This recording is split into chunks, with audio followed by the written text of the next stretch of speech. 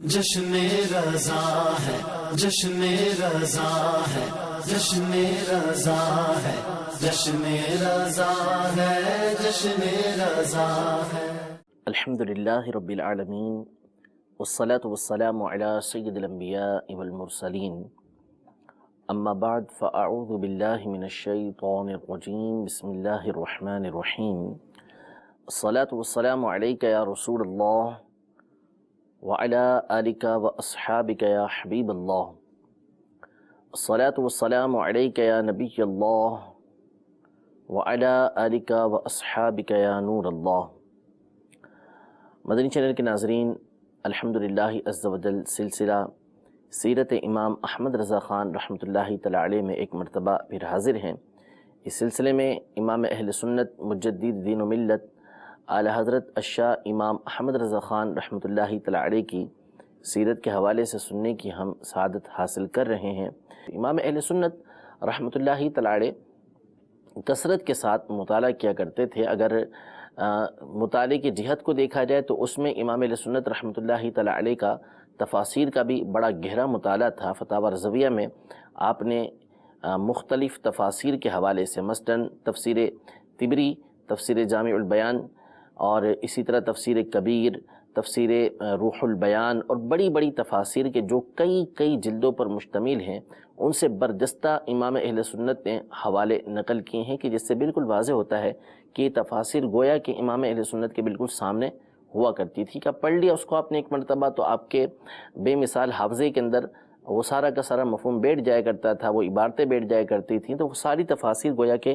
آپ کے سامنے یہ رہا کرتی تھیں۔ اللہ تبارک و تعالی نے جو آپ کو ذہانت اور حافظہ عطا فرمایا تھا، اس کی وجہ سے ان تفسیروں پر بھی آپ کی بڑی گہری نظر تھی۔ تو امام اہل سنت رحمۃ اللہ تعالی علیہ نے تفسیر کے حوالے سے بھی اس امت کی بڑی خدمت کی ہے۔ جس طرح آپ نے ترجمہ کنز الایمان کر کے اہل سنت پر ایک احسان کیا کہ ایک زبردست ترجمہ آپ نے ہمیں دیا، اسی طرح اہل علم پر امام اہل سنت نے یہ بڑا احسان کیا کہ تفسیر کی بڑی بڑی کتابوں پر امام اہل سنت نے حاشیے لکھے۔ اسی طرح فتاوی رضویہ شریف کے اندر امام اہل سنت نے جگہ جگہ تفسیر کے فوائد بیان کی کہ کس طرح تفسیر قرآن پاک کی جاتی ہے، کس طرح قرآن مجید فرقان حمید سے فوائد کو حاصل کیا جاتا ہے۔ یہ اصول جا بجا فتاوی رضویہ شریف کے اندر بیان کیے ہیں جنہیں اہل علم پڑھ کر اس سے بڑا استفادہ کر سکتے ہیں۔ امام اہل سنت رحمۃ اللہ تعالی علیہ کی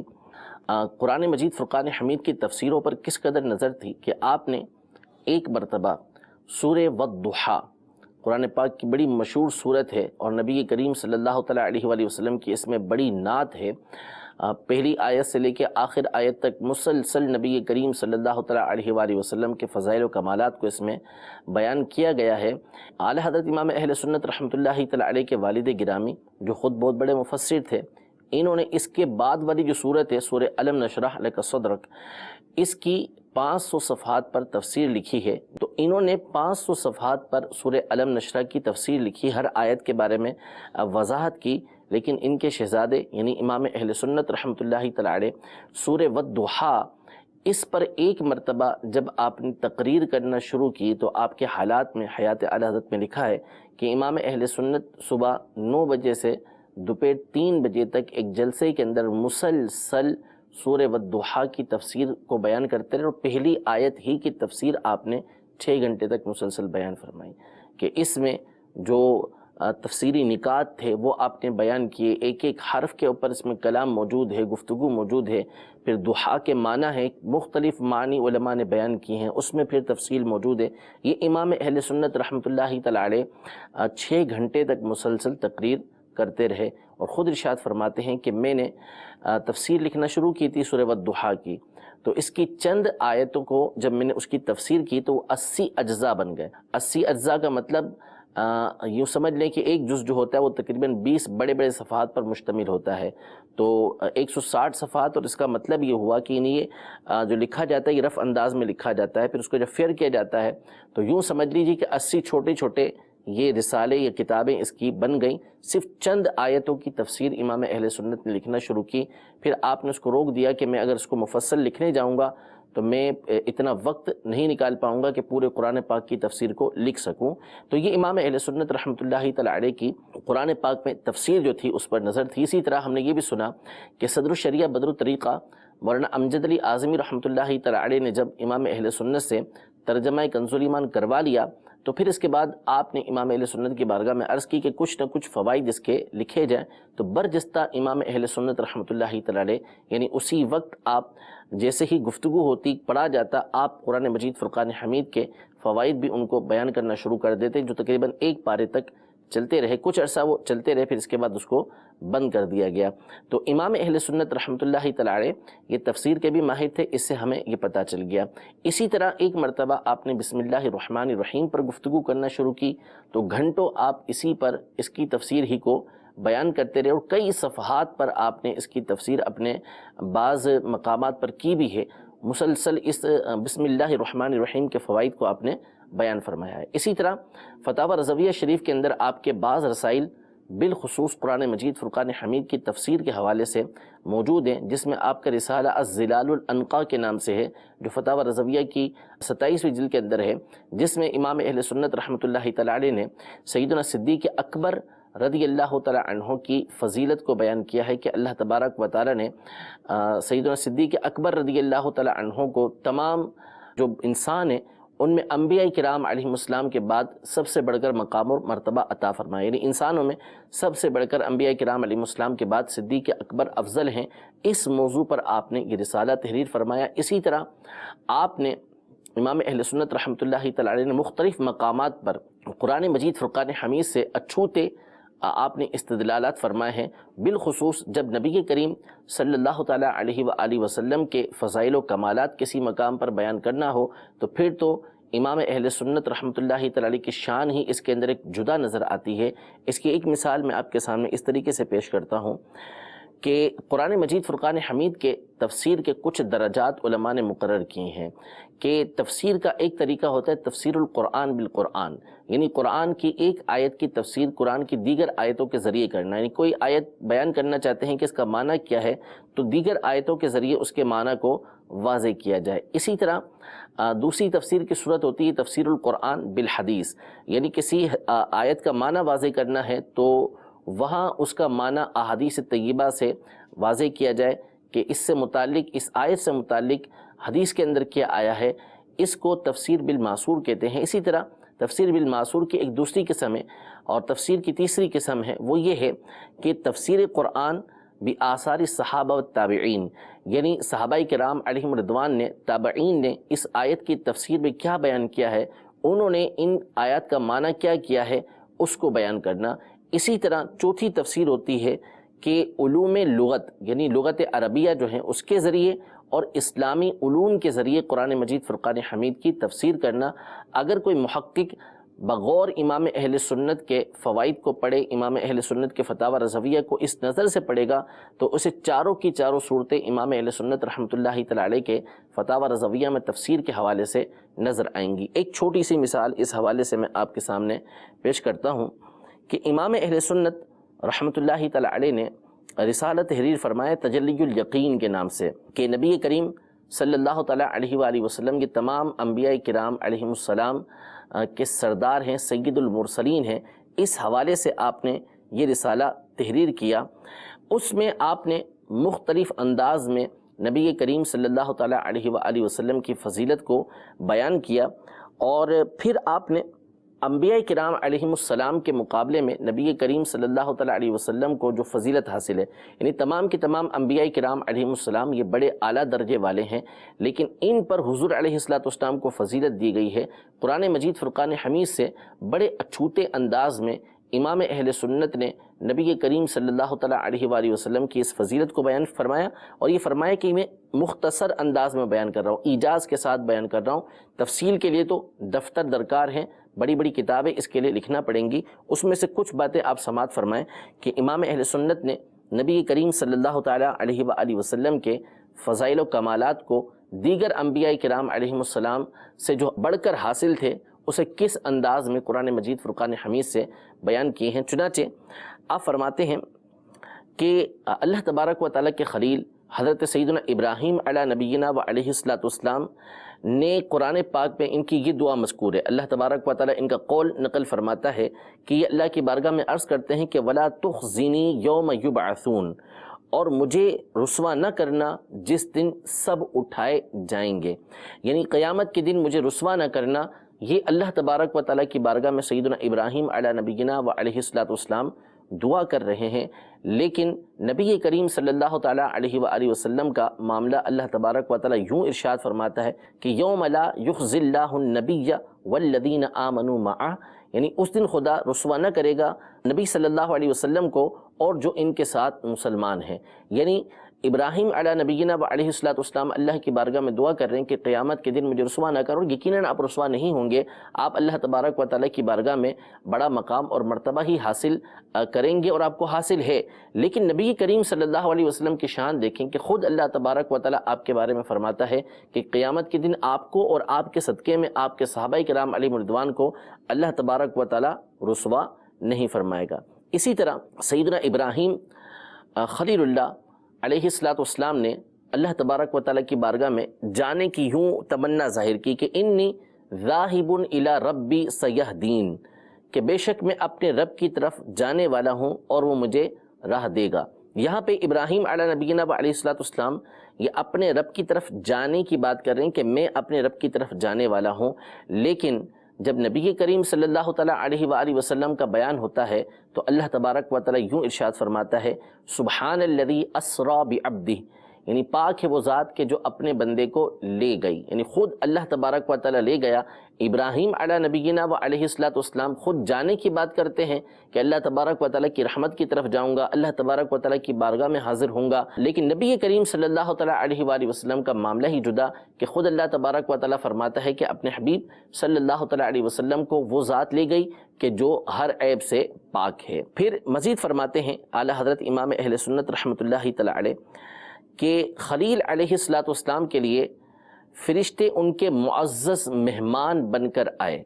یعنی حضرت سیدنا ابراہیم علی نبینا و علیہ السلام کے پاس جب فرشتے آتے ہیں تو معزز مہمان بن کر آتے ہیں، جیسا کہ قرآن مجید فرقان حمید میں اللہ تبارک و تعالیٰ ارشاد فرماتا ہے هل اتاک حدیث ضیف ابراہیم المکرمین، یعنی اے محبوب کیا تمہارے پاس ابراہیم کے معزز مہمانوں کی خبر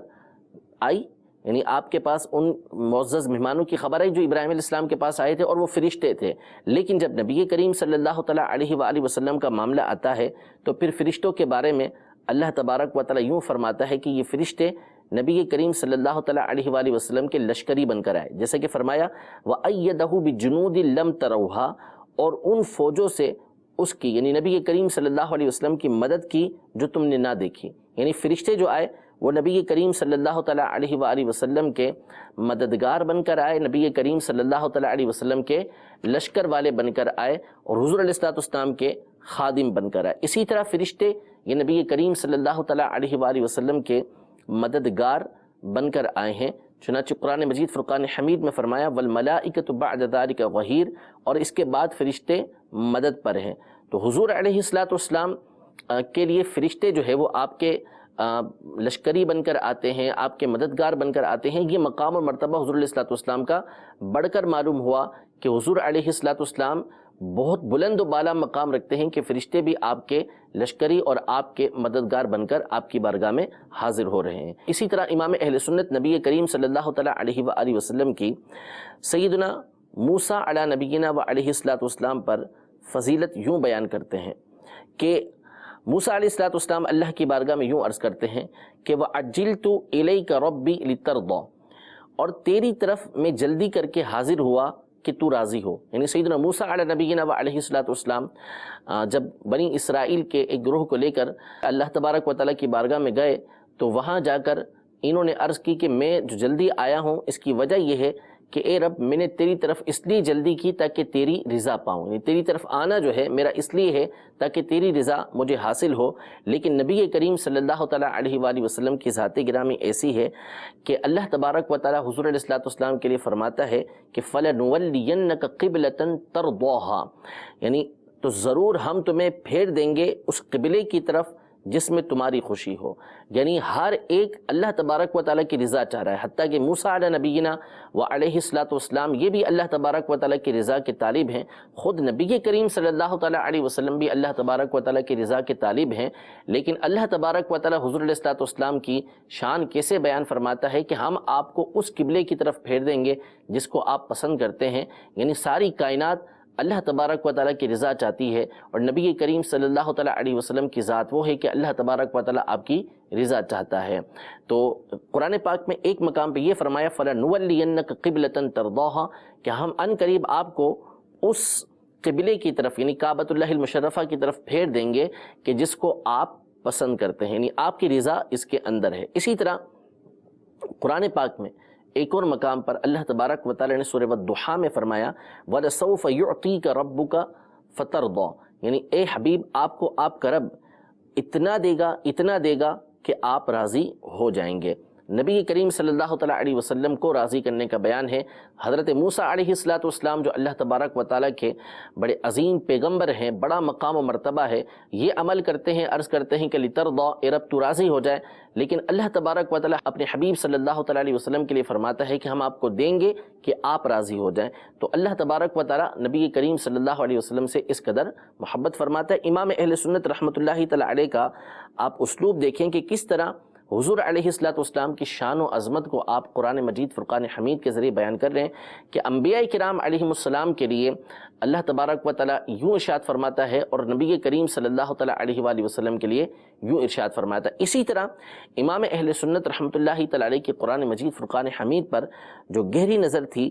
اسی حوالے سے امام اہل سنت نے اسی تجلی الیقین کے اندر یہ نقطہ بھی بیان کیا کہ پورے قرآن کے اندر آپ پڑھتے چلے جائیں تو انبیاء کرام علیہ السلام کو جب اللہ تبارک و تعالیٰ نے ندا فرمائی، ان کو پکارا، بلایا، تو ان کے نام کے ساتھ پکارا، مثلا یا موسیٰ، یا عیسیٰ، یا آدم، یا نوح، یہ الفاظ اللہ تبارک و تعالیٰ نے ارشاد فرمائے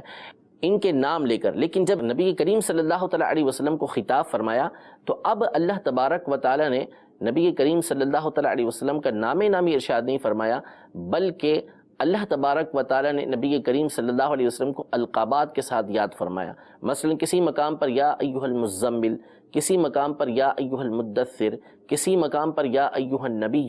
یہ نبی کریم صلی اللہ تعالیٰ علیہ وآلہ وسلم کے القابات اللہ تبارک و تعالیٰ نے قرآن مجید فرقان حمید میں ذکر فرمائے۔ تو امام اہل سنت رحمۃ اللہ تعالیٰ علیہ قرآن مجید فرقان حمید کے پیش نظر یہ ارشاد فرماتے ہیں کہ دیکھیں نبی کریم صلی اللہ تعالیٰ علیہ وسلم کی شان و عظمت کیسی ہے اور ان کا مقام و مرتبہ تمام انبیاء کرام علیہ السلام میں کس قدر بلند و بالا ہے۔ یہ ایک تو نبی کریم صلی اللہ تعالیٰ علیہ وآلہ وسلم کی فضیلت کو تو بیان ہمہ وقت ہی کیا جائے گا، ہر وقت ہی کیا جائے گا، اور کرتے بھی الحمدللہ۔ یہاں پہ جو دوسری بنیادی بات بتانا مقصود ہے وہ امام اہل سنت رحمۃ اللہ تعالیٰ کی قرآن مجید فرقان حمید پر گہری نظر کو بتانا ہے کہ آپ کے پیش نظر یہ آیتیں واضح طور پہ موجود تھیں کہ کس مقام پر نبی کریم صلی اللہ تعالیٰ علیہ وسلم کی فضیلت کو دیگر انبیاء کرام علیہ السلام سے بڑھ کر بیان کیا گیا ہے۔ اسی طرح جو تفسیر القرآن بالحدیث الشریف ہے، یعنی حدیث شریف کے ذریعے قرآن مجید فرقان حمید کی تفسیر کرنا، تو اسی رسالے کو لیجیے، دوسرے مقامات تو الگ ہیں۔ جب آپ نے ایک دوسری کتاب لکھی الامن والعلا کے نام سے، کسی نے نبی کریم صلی اللہ تعالیٰ علیہ وسلم کے القابات پر اعتراض کیا کہ حضور علیہ الصلوۃ والسلام کو دافع البلا والوبا نہیں کہہ سکتے، کہ حضور علیہ الصلوۃ والسلام بلا کو دور کرنے والے، وبا کو دور کرنے والے نہ ہوں۔ یہ کسی نے اعتراض کیا کہ نہیں کہہ سکتے، جیسا کہ درود تاج کے اندر موجود ہے۔ تو امام اہل سنت رحمۃ اللہ تعالیٰ علیہ نے اس کے جواب میں ایک عظیم الشان کتاب لکھی الامن والعلا کے نام سے، اور اس میں آپ نے 100 آیتیں ذکر کی اور 300 احادیث طیبہ کے ذریعے اس بات کو ثابت کیا کہ نبی کریم صلی اللہ تعالیٰ علیہ وسلم مصیبتوں کو، وباؤں کو دور فرمانے والے ہیں، اور آپ علیہ الصلوۃ والسلام کے صدقے طفیل آپ کی امت کے اولیاء یہ بھی مصیبتوں اور پریشانیوں کو دور کرنے والے ہیں۔ اس کو آپ نے اتنی احادیث اور آیات کے ذریعے ثابت کیا، یہ الگ آپ کی